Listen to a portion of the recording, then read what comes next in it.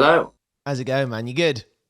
Yeah, you mate. Yeah, not too bad. Not too bad at all. Good. How's life? All good? Yeah, man.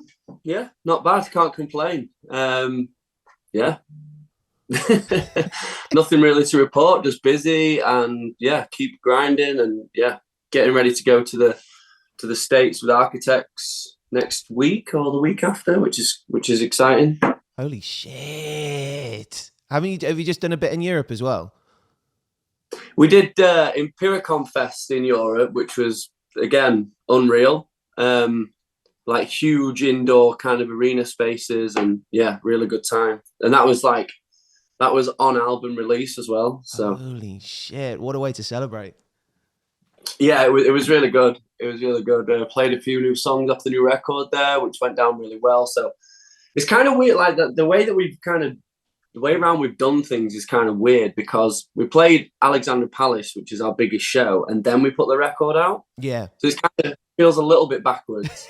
Um, so, like I say, being able to go over to Europe and play shows on the release week, alongside the sort of stripped back sort of in-store stuff that we did as well was good. It was good to play like a big show to celebrate the release. Let's start talking about that Ali Pali show because you announced that in a crazy way where I've not actually seen a band do that before. Because you announced that when you supported Parkway Drive, didn't you? And you had that banner saying Sleeps are going to be back here doing it on their own. Yeah, got into a bit of trouble for that, to be honest. I don't Did think you? the promoters of the show were too happy about us announcing. For some reason, they thought that Parkway Drive might lose tickets on a show that was going to be announced a year later, which was crazy to us. But yeah, it was exciting to be able to play it, like announce at the same venue that we're going to be, later on doing the same show. And like, it's one of those things, like when you're in a band, you're kind of in a bit of a bubble. You catch wind of things happening, and I think it's one of those things that's always been the case where, like, oh, you might be going on this tour, you might be getting signed to these people, and it always sort of, because you're kind of already expecting these things, it's never crazy exciting. Do you know what I mean? Like, Yeah. it's like finding out what you're getting for Christmas a few days before, you kind of Yeah. And also there's that like, well, what's next thing being in a band as well. Cause like, I imagine sometimes you don't actually get a chance to live in the moment and appreciate something at the time because you're like, cool, this is done. Now we've got to get on a flight here, or we've got to go and do this, or we've got this coming up next week. Yeah, for sure. But what I was going to say is, like, we never, with all these things, like I say, you're in a band, you find out about these things happening, or you might get this festival slot, this and that. We never try and look too far ahead. So like, even, going and doing like sort of like Brixton Academy for the first time, or the Roundhouse, it's always a big deal. Do you know what I mean? We went from Brixton to Roundhouse in one album cycle, which was a crazy big deal for us at the time. We were so stoked on it. And then, to be able to like sort of have some time with it now and stand back from that whole experience, and just to think of all the years that we've been working together as a group of mates and a band, it's crazy that we managed to get there. We feel like just sort of punk rockers from Sheffield. It was never really a goal to get to that point, but the fact that we're really independent now, and like I say, playing some of the biggest shows we ever have, it felt really special. And to have all the friends and family and this While She Sleeps fans in one room for one night was unbelievable. Like, yeah, bucket list. Dude, 100%. Like, Ali Pali's like one of those like seminal venues as a UK rock band where it's like, you got the ones in Camden where like when you're first starting out, like you want to sell out like the Underworld. Then you look forward to like the graduation where you get out of Camden and you start going to like Brixton. And yeah, as you said, like Roundhouse as well, which is kind of still kind of Camden. But then after that, it's a big leap. It's like your Wembleys, your Ali Pali's. So to be on that kind of level, like it is like a big tick list in the bucket list for a band. Yeah, for sure. And like, what's crazy about it is as well, like you see a lot of bands and they, they're doing well, but we've been the same bunch of guys now for like 15 years or something crazy. And it's like, you see so many bands go through lineup changes. I think it's a testament to the guys for having the same level of commitment to making it work as we all do. That can be hard to find. And we get a lot of people asking us, oh, like, how do you keep doing it? How have you not changed any members and things? And I think that there's a huge compromise that goes into that. And also, like I say, having the same commitment levels for band members can sometimes be a tough thing to find, but we managed to find it, and we're all working and good pals. So it's insane that we're still here grinding and still playing big shows. And still fucking crushing it, bro. Still crushing it. And what I love about that as well is, as you mentioned, like the independency. And I can imagine, like, since you inherited like more responsibility onto the band, like everyone's picked up like different roles. Like I know, like on the last record, like Sean was working very closely with Carl, but I can imagine because of the Sleep Society setup, when it comes down to like, merchandising and all the stuff behind like the scenes of like producing music videos and stuff, people in the band have probably learned a load of skills over the last couple of years. Yeah, we all kind of try and take on as much as we can. There's obviously people in the band that are better at stuff than others, but we moving into an independent space, it's not an easy thing to do. So we all need to be working towards it. Like, one of the things I would say, like, to any bands out there that believe that they could do it sort of independently or like not have a label, it's the amount that we actually do is crazy. And that was one of the eye-opening things about sort of moving into that space and taking it on ourselves. But also at the same time, like, we've always been that band. Like, it's not felt right to go through 10 different people at a label to get the job done. We've always felt like we had it covered, and so yeah, it makes sense for us, but it is a lot to handle at the same time. But like I say, again, testament to the band and the fact that they're all willing to grind for it. You know what I mean? Like, it's not easy to come by. Oh, 100%, especially with how music's changed over the last couple of years, man. Like, with how many bands that you see, like, going, cool, like, we've hit our quota now, like, we're just going to call it quits. Whereas other bands have gone, like, no, like, this is who we are and this is what we fucking do. So whatever it costs to make it work, we'll make it fucking work. Yeah, that's it, bro. That's it. Well, I mean, speaking of your relationships with like record labels and stuff, you have been through the ringer over the years with like that side of the industry. To any younger bands who, do see the glitz and the glamour of maybe a big label turning around and saying like, hey, we want to offer you the world. Like, what was some of those like wool pulling over your eyes moments that you had where you were like, oh, this seemed great at the time. And then a couple of years later, you're like, why the fuck did I sign that? Yeah, and that's definitely it. Nothing comes for free. And if it seems like something's too good to be true, then I think majoritively 9 times out of 10 it probably is. I would say to any sort of up and coming artists that are like getting offers and doing really well, the main thing that I've learned, and this sounds really sort of kind of a bit harsh, but like, no one in business is your friend, as much as they might portray that. You're a bit of a number to them. The only reason that they're sniffing around what you've created or the band or your art is because they see something in it for themselves. So I would just say to anyone, like, yeah, no one in business is your friend. So make sure you're reading all the documents thoroughly and not letting other people run away with something that you feel passionate about. Yeah, as soon as 5 o'clock hits, that's it. They're done. They're like, cool, I'm out of the office now. Whereas for you, like, that's your life. Like, that's everything that you've ever done rolled up into one. And it's like, yeah, a lot of people, especially like I spoke to Ryan from The Hunter recently on this show, and he was saying, some of the trials and tribulations they had as a young band, just again, having the wool pulled over their eyes. So it's so sick to see that, like, you've been through that. You've been through the shitty phase of the music industry, and then you've gone, cool, yeah, we did do that, but this is how we made it work after that adversity. Yeah, 100%. And I was going to say something, but I forgot what I was going to say. It's just that whole thing, man. Like, life's for making mistakes and learning from them. We've definitely done that. But at the same time, it's like I don't want to feel like I sort of sit here on interviews, etc., and sort of slag everything off, because what works for us as While She Sleeps doesn't necessarily work for another band or artist in the same way or same breath. So as long as it's working for you and you find like huge positives in it, that's fine. For us, that wasn't necessarily the case.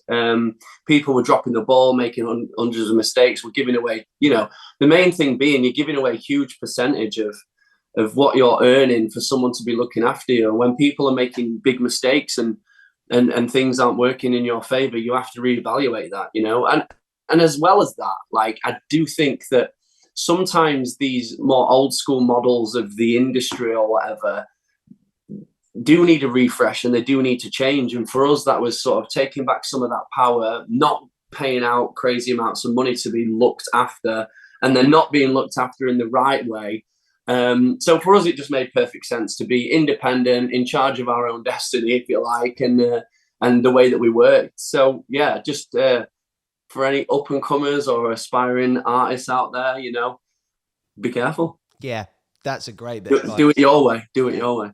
Be careful and do it your way. And you most certainly are doing it your way now, bro, because like Self-Hell feels like While She Sleeps at their very best, to quote the 1975. Like, it feels like everything you've spent the last few years developing as a band done to the highest possible standard it can be done to. And we're just shy of 3 weeks now since it dropped. I mean, compared to previous records, what has the feedback that you've gotten from the Sleep Society been on this one? Mixed reviews, if I'm going to be completely honest. Really? I think that we knew that going into the record. We wanted mixed reviews of it. We're bored to death of being a metalcore band. We wanted to try and bring new elements into our band to make things exciting, primarily for us, you know. And what's surprising to me is how people in our music scene, I would say, like, how almost... And I don't want to be negative about it, because there's been so many positives. I think sometimes it's just easier to focus on negatives for some reason. Yeah. You get thousands of people like blowing up our social media, being like, this is definitely your best work, absolutely obsessed with it. And it's, for some reason, it always feels like the few negative comments just stay with you more. But one thing that I have found surprising through like things that we've tried with this record that like are my inspirations from being younger, and the same as the rest of the guys, like bands that we've like grown with over the years or heard that we really love to this day, or even newer influences. But the surprising thing is that as soon as you throw a bit of EDM in the mix, then everyone just goes straight to Linkin Park and Bring Me the Horizon. Do you know what I mean? Yeah. Like, it's like there's no other bands out there that have used that sort of, you know, use those sort of sounds before. And it's like, come on, guys. Like, I imagine, you know, people that like our band would have quite a broad music taste, you know, like, or like, you know, love many genres. And that's always surprising to me, that it seems to be those two bands that as soon as you throw a little bit of electronics in, it's like, because they're the biggest and maybe most loved bands that do that, they're the bands that you fall into the category of, which for our new record, Self-Hell, I don't think it's the case. I don't think we sound like anyone else, you know? But, you know, it is what it is. And like I say, I'm not going to cloud the few when there's been many sort of positives. And I'm stoked to get out on tour and play some of this live to sort of showcase what we've done with the record, but also how it fits alongside a lot of our other material. 100%. I didn't think Bring Me the Horizon anywhere else other than the beat in Out of the Blue. Like, Out of the Blue, you know, like the drum beat in there, that felt very Ammo, but it was just the beat. It wasn't everything else around the song. It was the beat in there felt like something off Ammo. Other than that, like, I heard your EDM influences and your dance music influences, and I wasn't taken to the rock scene. As you said, I was taken to the dance scene, especially like with tunes like that, which is it's a full song, but it's effectively an interlude song. And the way in which you produced that for me was genius. Taking the phone call and that hypnotic like guitar loop that's going on behind it. Like, as you said, it's so like, it's something so fresh to Sleeps, but in terms of the texture of the record, that for me gives you a bit of breathing room. At the same time, it gives the intensity towards it to take you into that crescendo at the end of the record. And that's what it felt like. This felt very artistic by nature, this whole project. Thank you so much, man. And that's it. Like, we've never been a band that wanted to sound like anyone else. And I think we've been really lucky in the fact that sort of the way that Sean Long plays his guitar and the way that, you know, my scream isn't like emulating anyone else's. All those things have made us, I think, stand out in what we do. Yes, you know, we fall under the brackets of metalcore.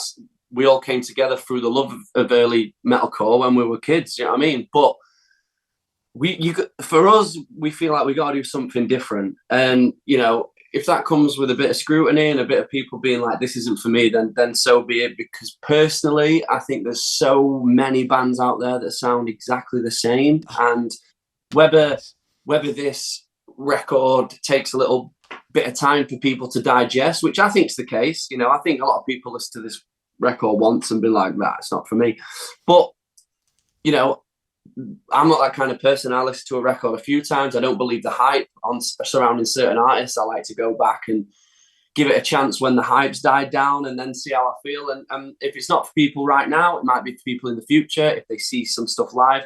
But like I say, on the whole, the response to the record's been amazing. And the most exciting thing for me about that is that who knows what the next record's going to sound like, and that for me makes our band exciting. You know, it's like, do we lean into that even more, or do we, you know, do a more riff based rather than an EDM kind of vibe? So we'll just see, and that for me is the exciting factor of us stepping out of our comfort zone, trying something new, and a credit to the rest of the guys for all sort of being on the same page and being like, yeah, let's try something new and see where that lands us in the future.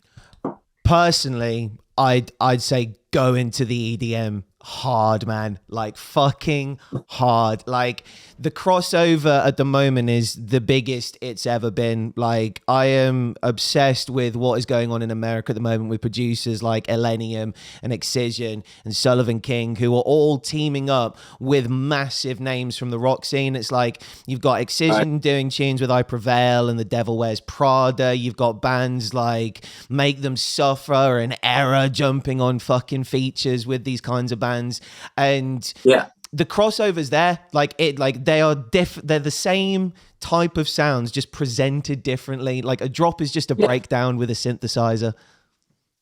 That's it. And it's strange because, you know, bands have been doing this for a long time. And to be honest with you, when I was a lot younger, it wasn't for me at all. And sort of the more I'm sort of, I guess, maturing into what I like as a musician and stuff, it is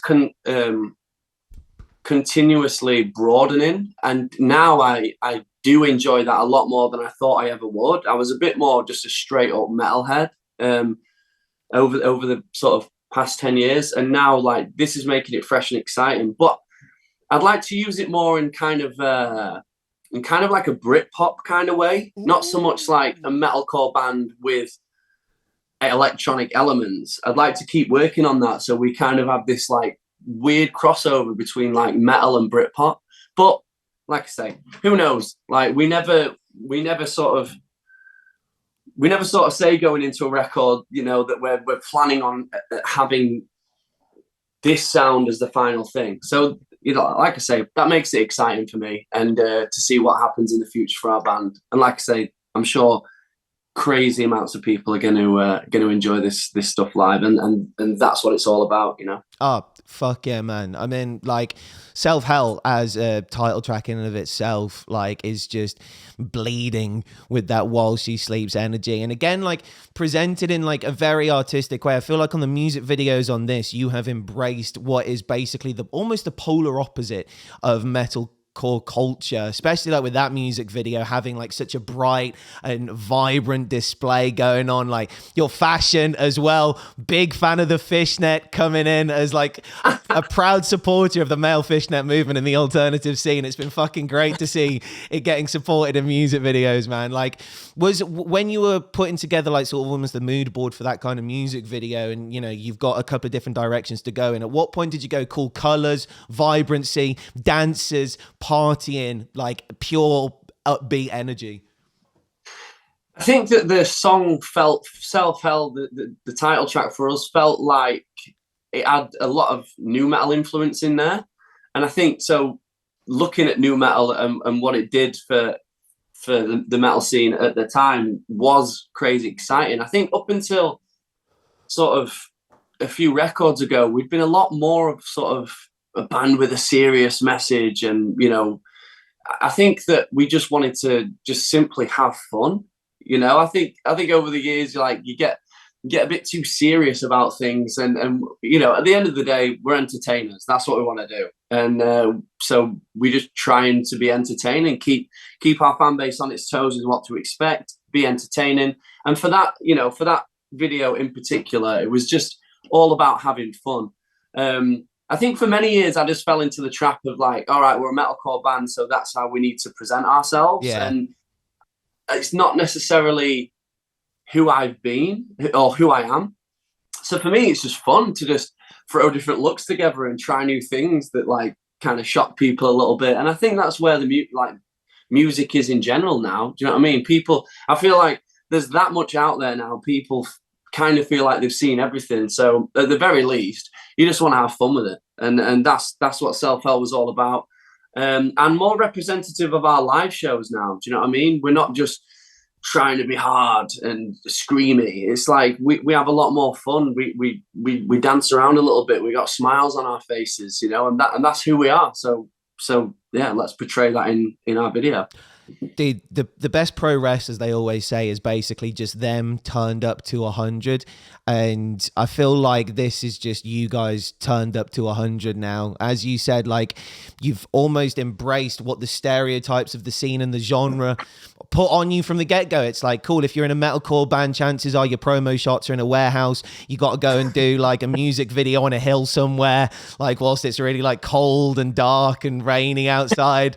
like as you said, like, it's a fun genre. Like at times it can be a very stupid and silly genre. It's like you look at some of the breakdowns some bands have written, it's like they are stupid, ridiculous fucking noises. Like, let's have some fucking fun with this shit.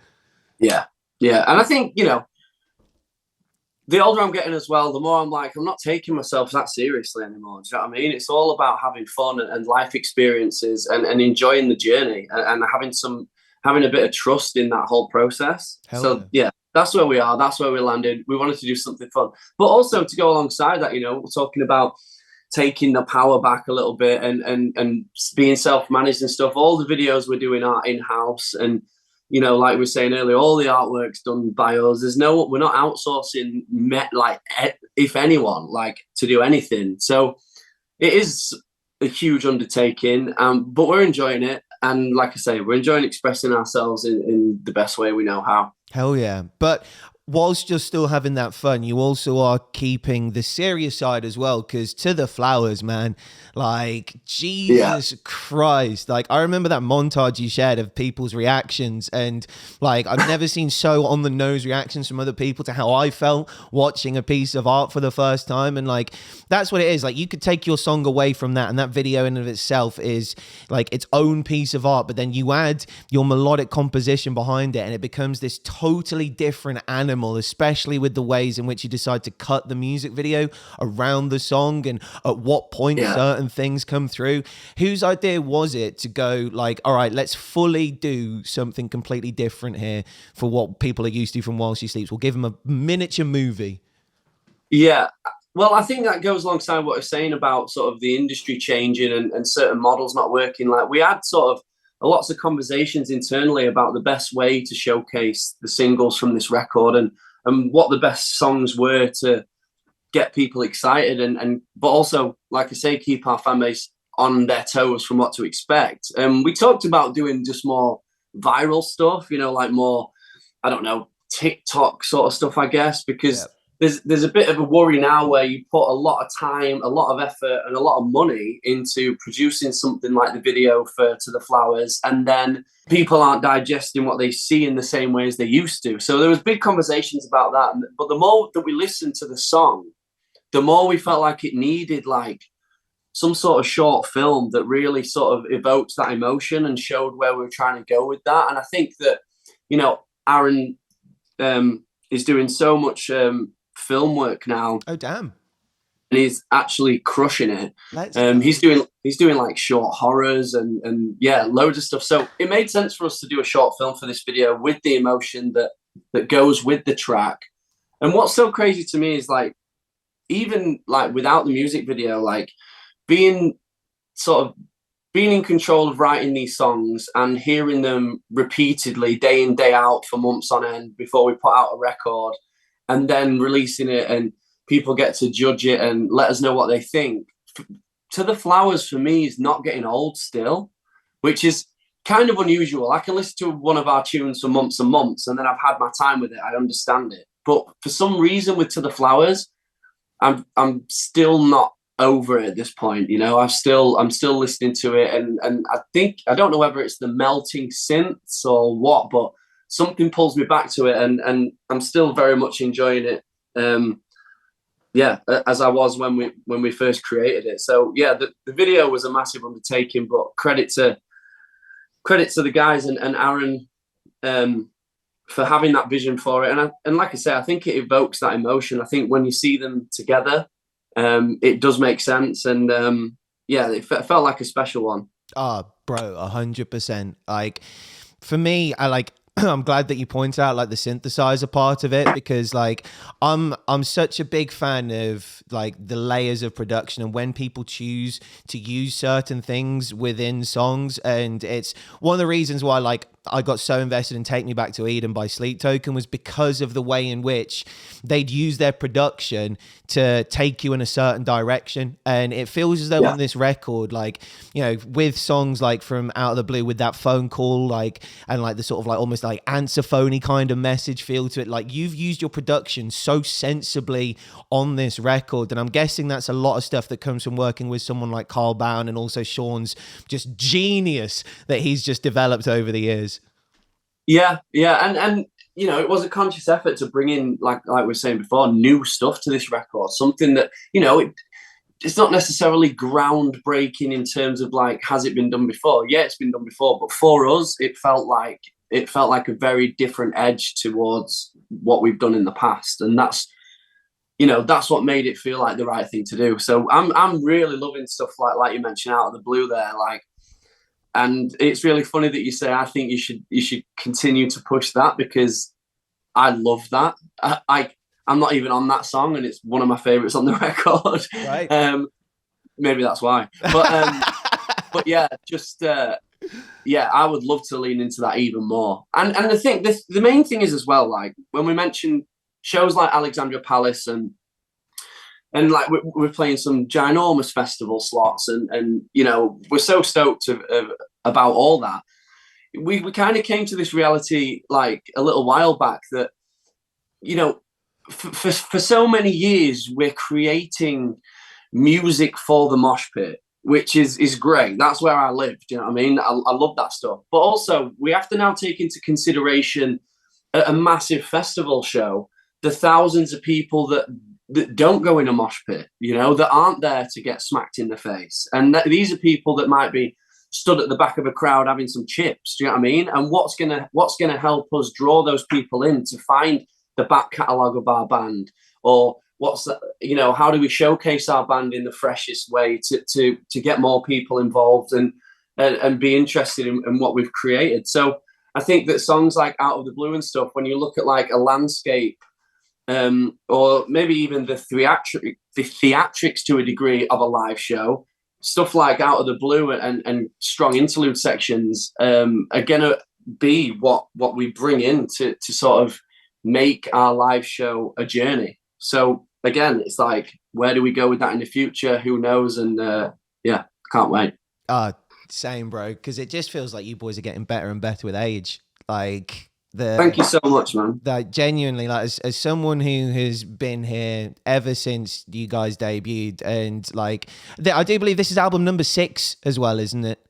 Yeah. So like 6 has always been a very important number to you guys, and it feels like on album number 6, like you gave the world the best version of While She Sleeps, which again was why I was so surprised why the reviews, as you mentioned, were so mixed. Because like for me, you look at this record and like it's got so much of what you guys have considered like your calling cards, like as you said, the riffs, the breakdowns, especially the guitar tones you guys are known for. Like your screaming style is one of one and totally unique, but it's how you repackage and present those elements. Like on a song called, is it Dope Sick, where you like rap with the scream over what feels like a Mike Shinoda beat. yeah, that's it, and I think they're the Britpop elements that we would, accidentally, we were like, why does this feel like Britpop? And on a song like Dope Sick, the singer of Stone, they're like, I guess they're like a Britpop-esque band, like an indie rock kind of band. Great vocal, plenty of character in his voice. And again, that's why it made sense to have someone collab on the record that's not really in our scene, to pull out that Britpop vibe. I've been telling people that, like, what does the new record sound like? And I'm like, it kind of goes all over the place. There's a bit of drum and bass, a bit of electronics, but again, there's a few beat down. It's kind of heavy in places. And I've been saying it's like Britmosh. It's not Britpop, it's Britmosh. Like it, it's, and yeah, that is what it is. Get that on a fucking t-shirt, bro. That's it. And let's talk about the features, because again, like, features are something that you boys have never shied away from. In like Silence Speaks, like one of your biggest tunes of all time. Like on this record, it feels as though on the feature front, again, you use them in like a texture basis, and jumping on with your boys from Malevolence. Like, I think a lot of people foresaw something like that coming. But I mean, in terms of when you decide a song is something that you want to open up the doors to someone else, at what point in the recording and writing process is it? Is it early doors, or is it like, okay, we're in the studio and do you know what, this needs another element?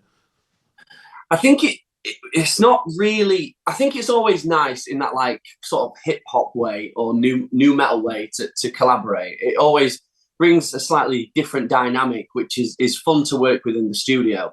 I think for us, it's not a case of I think a lot of people at times reach out to the biggest person they know to help, put their band or their art and music in front of a new audience. Yeah. So there's another 500,000 streams because we got that guy.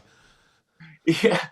For us, it's not about that. For us, it's more about what is going to help us enhance this song in the right way. And that's why we don't always have, we have had big collaborators in the past, like you mentioned, Oli Sykes and Simon Neal from Biffy, Clyro on Nervous. But at the same time, that's because those songs felt like it would work with their style in mind. When we had Andrew Newfield from Comeback Kid on Dead Behind the Eyes on our first record, that's just because he's one of our favorite vocalists. It's like, and we hear a part and go, Deryck Whibley from Sum 41. Like, I've just said we don't pick these people just to get gained anything, and now I'm feeling off a load of sort of great dudes. But when Deryck Whibley guested on Brave, No Defeat for the Brave, that's because the Chug style reminded us so much of Sum 41. And at that point, that's when we said, shall we reach out and see if he's interested?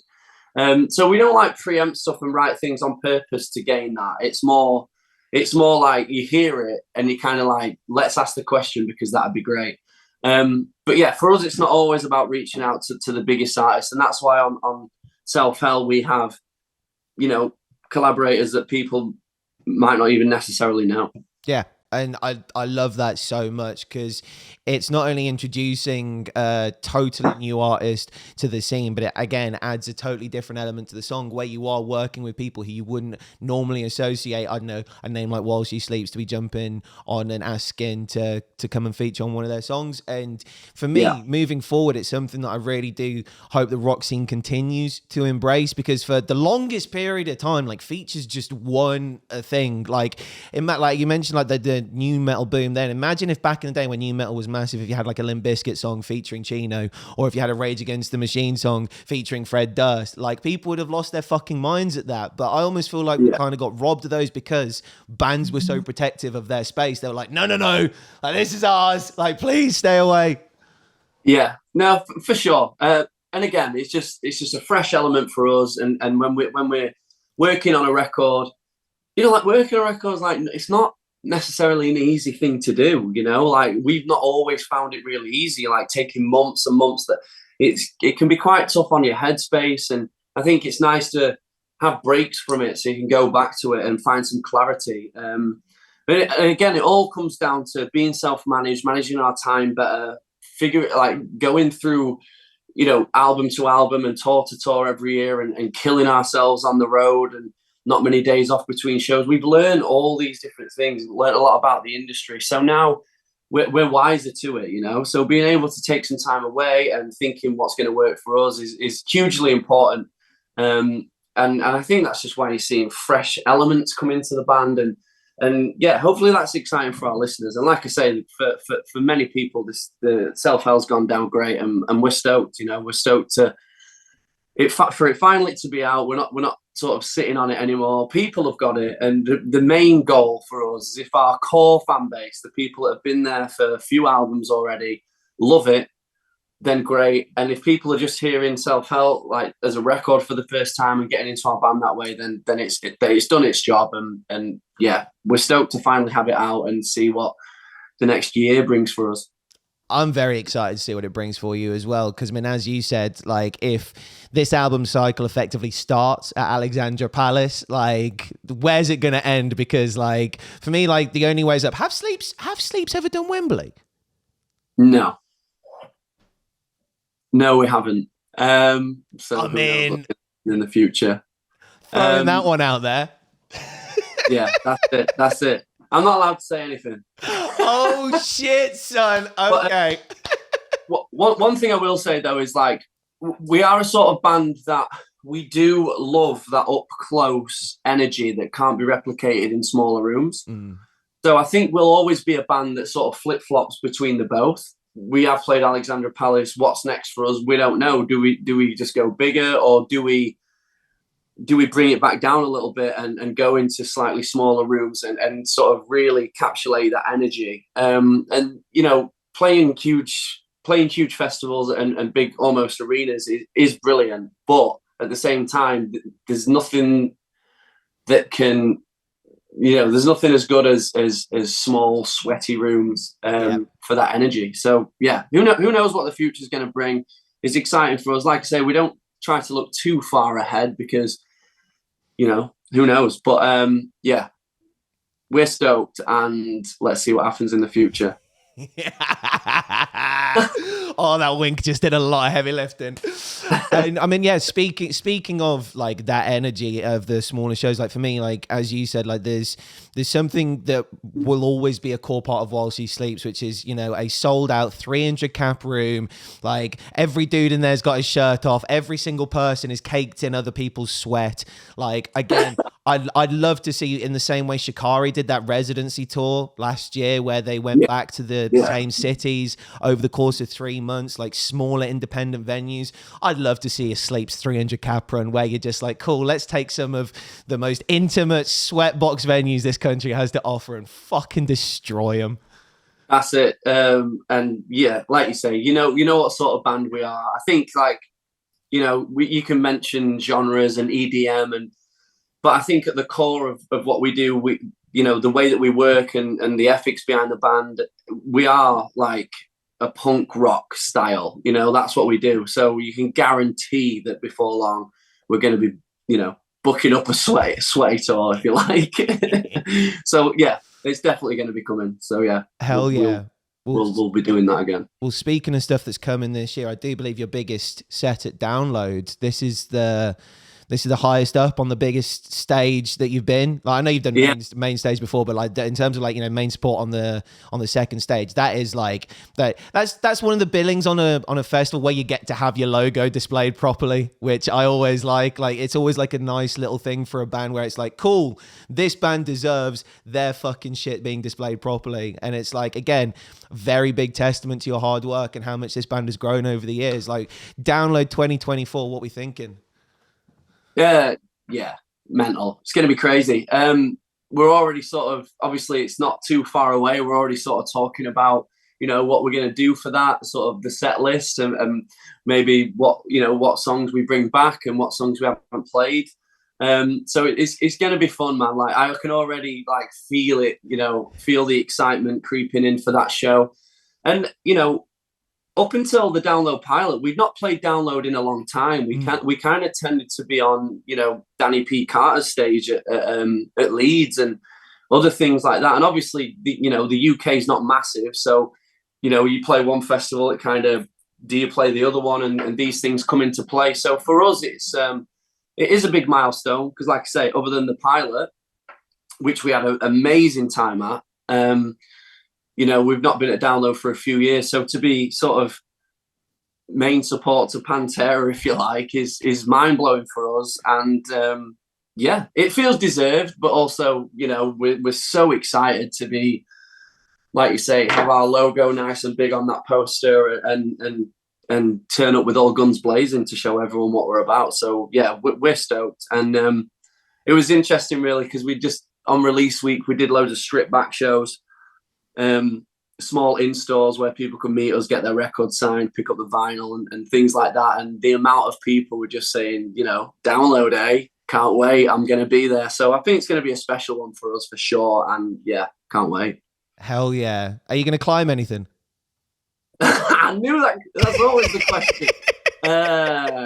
Yeah, potentially.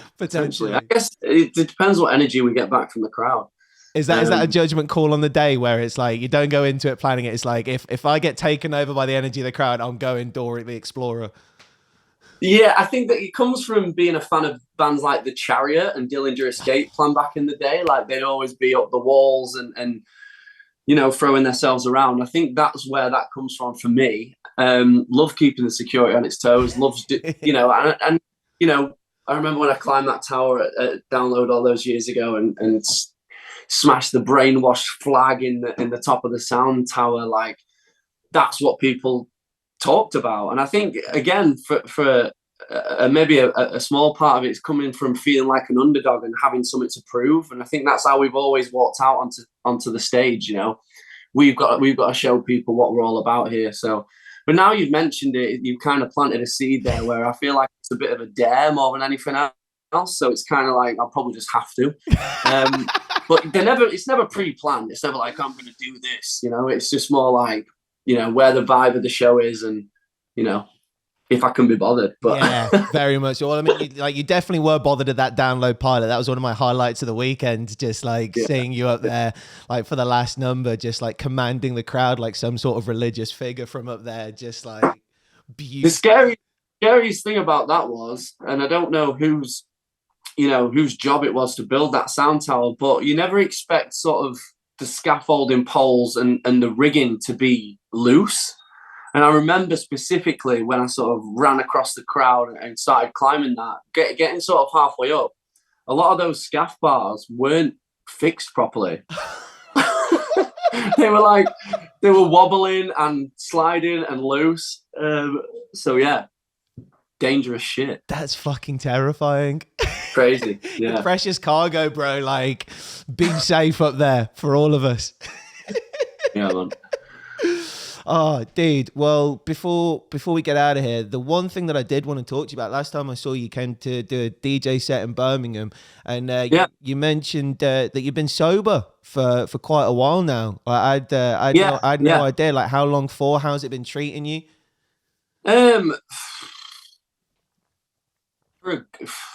I don't know exactly how many years. I actually haven't been counting. But for me, I got to a place where I wasn't looking after myself. I was in a very strange headspace.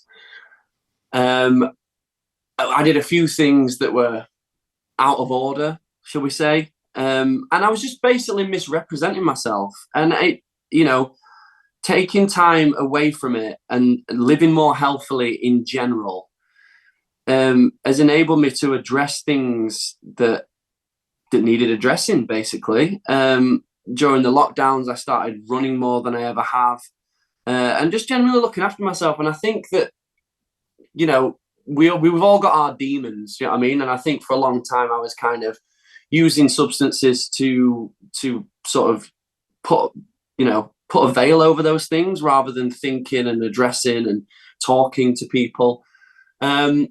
So when I first went sober, that gave a lot of people an opportunity to tell me about myself and how I can make other people feel when I'm in these states. The majority of the band now is sober. Aaron's not drank for a long time. The same with our drummer Sab. And I think there's a lot of different elements. For me, it was a bit like I say, like it was a bit in my own head, a bit sort of covering up how I actually felt with alcohol and drugs and not addressing these things.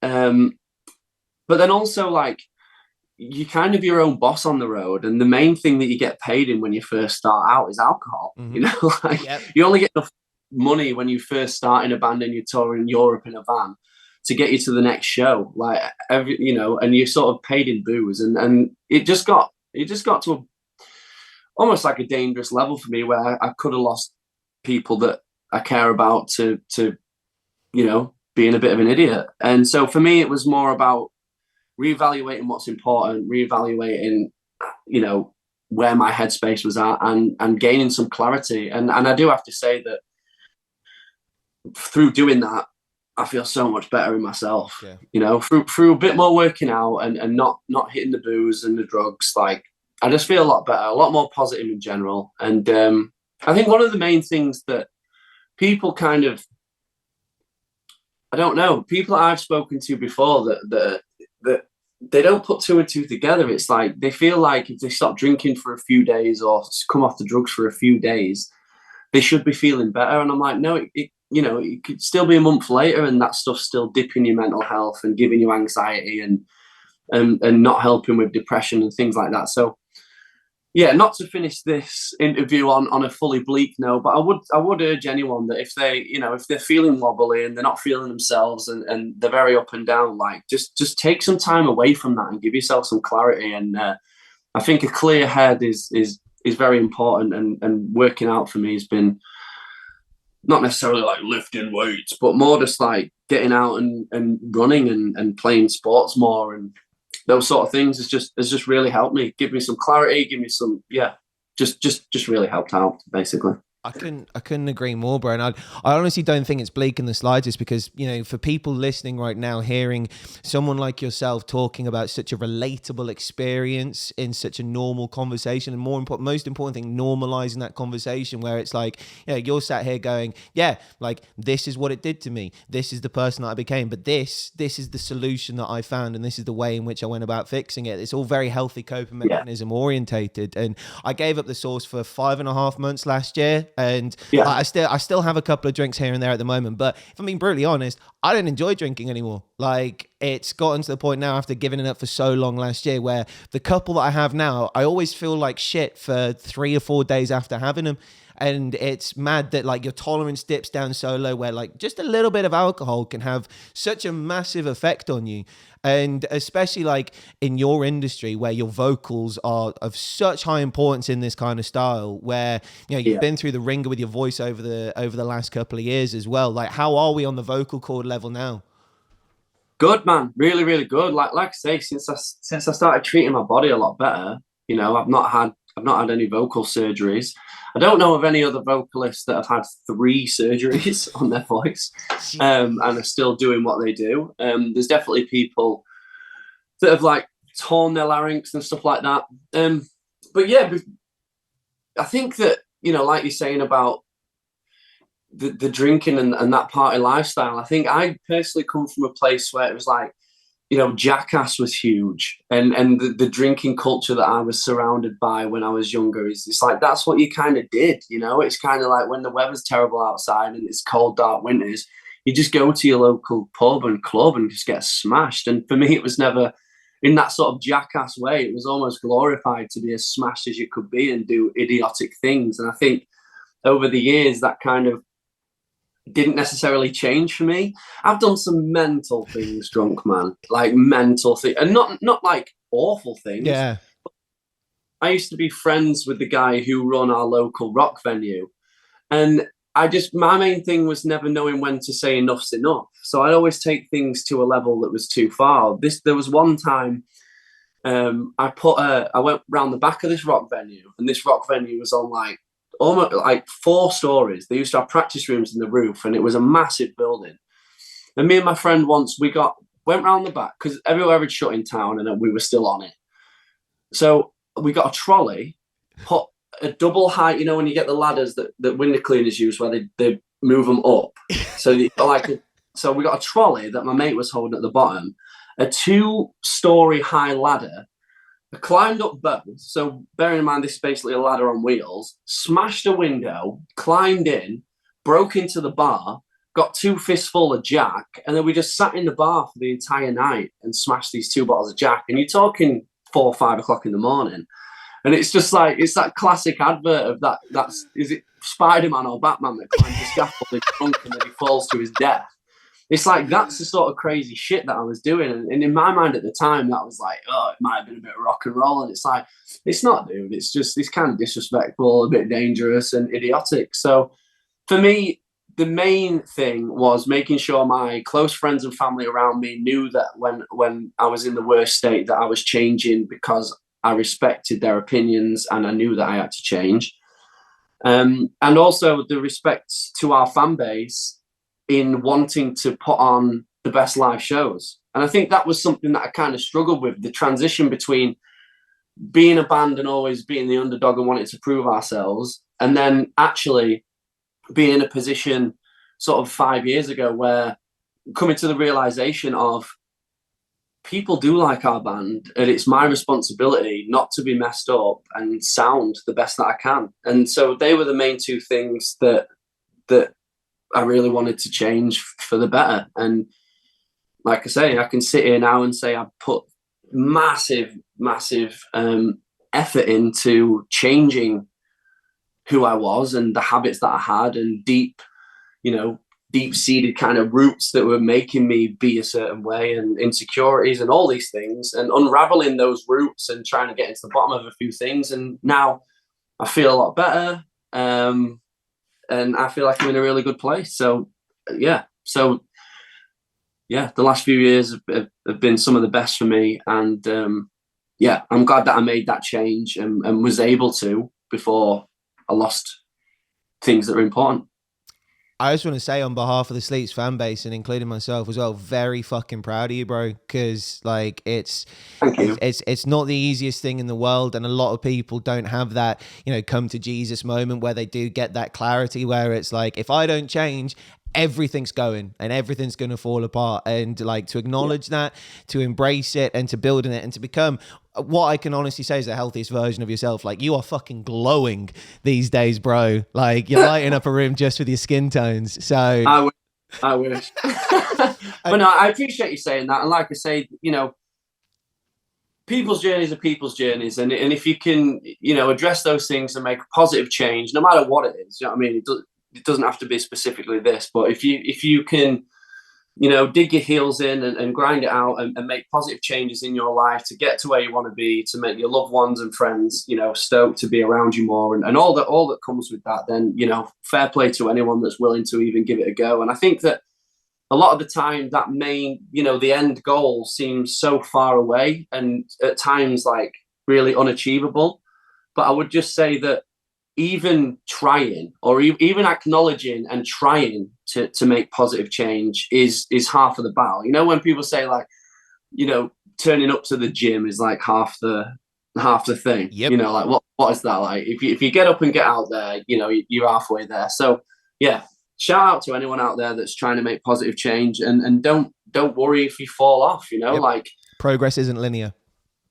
There you go. Like just realizing that things might need to change and try and address that and talk to people at the base level is half the battle. So yeah. Fuck yeah, bro. My last question is, have you got any songs about this? Have you actually put like these thoughts, these feelings, or like this journey into any tunes that people may or may not be aware of? I think all of our albums. Okay, fair. I think that maybe in a poetic way, or you talk about the poisons and all these things, and I think that it's always been there for me, because for a long time I did sort of battle with it. Yeah. Whether that comes across like surface and it's really easy to see, or whatever. Like, I think if anyone's got our back catalogue, they can probably pick out the times when I'm kind of referencing those things.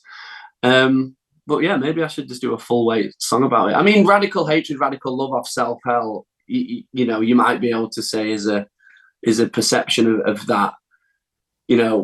That did feel very like introspective, that song.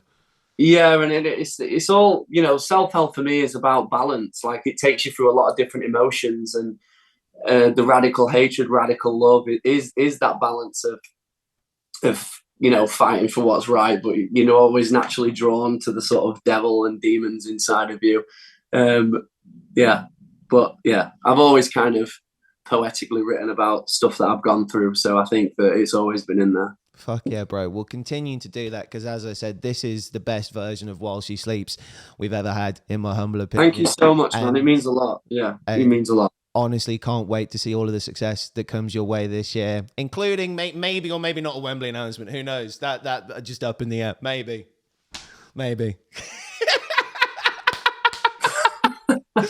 Well, before I get you into any trouble, bro, I'm going to let you go.